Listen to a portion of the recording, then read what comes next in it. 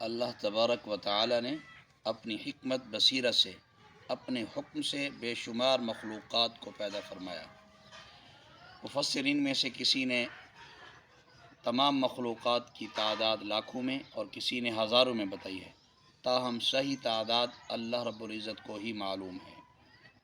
کائنات کا نظام چلانے کے لیے اللہ نے اپنی تمام مخلوقات کو پیدا فرمایا، اور ان لاکھوں مخلوقات میں سے دو مخلوقیں ایسی اللہ تعالیٰ نے پیدا کی ہیں جو صرف اور صرف اپنی عبادت کے لیے انہیں پیدا فرمایا ہے، وہ ہم انسان اور دوسری مخلوق ہے جن۔ وما خلقت الجن والانس الا لیعبدون، مفہوم آیت، میں نے جن اور انسانوں کو محض اپنی عبادت کے لیے پیدا فرمایا ہے۔ جنات ایسی لطیف مخلوق ہے، ایسی باریک مخلوق ہے جو انسانوں کو نظر نہیں آتی۔ حدیث میں آیا ہے، مفہوم حدیث ہے، جنت میں تمام انسان جنات کو دیکھ سکیں گے، جنتی جنات کو دیکھ سکیں گے، لیکن جنات انسانوں کو نہیں دیکھ سکیں گے۔ جنت میں مسلمان جنات، نیک صالح جنات ضرور جنت میں جائیں گے، مشرک اور کافر جنات دوزخ میں جائیں گے۔ موجودہ دور میں ایک طبقہ ایسا بھی ہے جو جنات کے وجود کا بالکل قائل نہیں ہے۔ کم عقل اور کم علم مسلمان بھی یورپ کے اس مادہ پرستانہ فلسفہ و سائنس سے مرعوب ہو کر جنات کے وجود کا انکار کرتے ہیں، حالانکہ قرآن و حدیث میں جا بجا متعدد جگہ پر جنات کا ذکر آیا ہے۔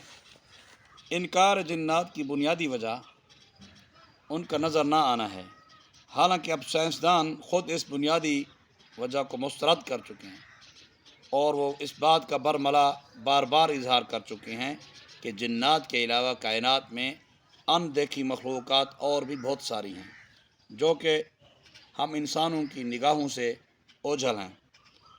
محترم دوستو، حقیقت یہ ہے کہ جنات چاہے نیک ہوں یا برے، مسلمان ہوں یا وہ کافر ہوں، وہ بھی ہماری طرح ہمارے ساتھ ہی رہتے ہیں۔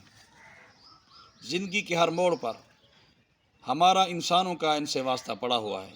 وہ ہم سے اتنے قریب ہیں کہ ہماری رگوں میں دوڑنے والے خون کے ساتھ وہ بھی ہمارے اندر آباد ہیں، ہمارے نفس پر سوار ہیں، ہمارے دماغ کے اندر، ہمارے خیالات کے اندر، ہمارے دلوں کے اندر وسوسے ڈالتے ہیں، ہمارے کھانوں میں شریک رہتے ہیں، معاملات میں شریک رہتے ہیں، بیوی بچوں میں حائل رہتے ہیں، کہیں دشمنوں کی فوج میں، کہیں مسجد میں، کہیں مے خانے میں، بازار میں، جنگلوں میں، اسی طرح ویرانوں میں، گھروں کی چھتوں کے اندر، غسل خانے اور لیٹرین کے اندر وہ مسلسل رہائش رکھتے ہیں۔ شریر جنات، کافر اور مشرک جنات انسانوں سے بے حد نفرت کرتے ہیں۔ اس کی وجہ حسد اور بغض ہے۔ سورۃ اعراف پارہ نمبر 8 آیت نمبر 11 تا آیت نمبر 17، مفہوم آیات۔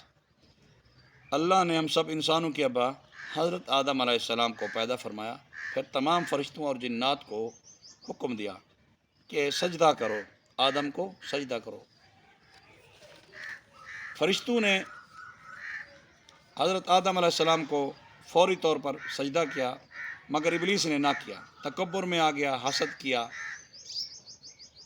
کہا میں آدم سے افضل ہوں، اے اللہ تو نے مجھے آگ سے بنایا، آدم کو مٹی سے بنایا، مختلف قسم کی مٹی سے بنایا۔ حالانکہ ابا آدم سے پہلے یہی ابلیس شیطان اللہ کی عبادت کیا کرتا تھا، اس کا نام پہلے ابلیس نہیں تھا۔ جب اس نے انکار کیا تو اللہ نے اس کا نام ابلیس رکھ دیا۔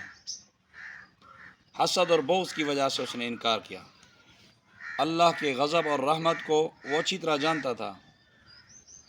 اس نے جب اللہ نے کہا نا کہ تو نکل جا، مردود ہے، شیطان ہے، تو اسے پتہ تھا اللہ کی رحمت کا اور غضب کا بھی۔ اس نے فوری کہا اے اللہ تو مجھے قیامت تک موت نہ دینا۔ دوسری بات، میں اور میری اولاد جنات انسانوں کو نظر نہ آئیں۔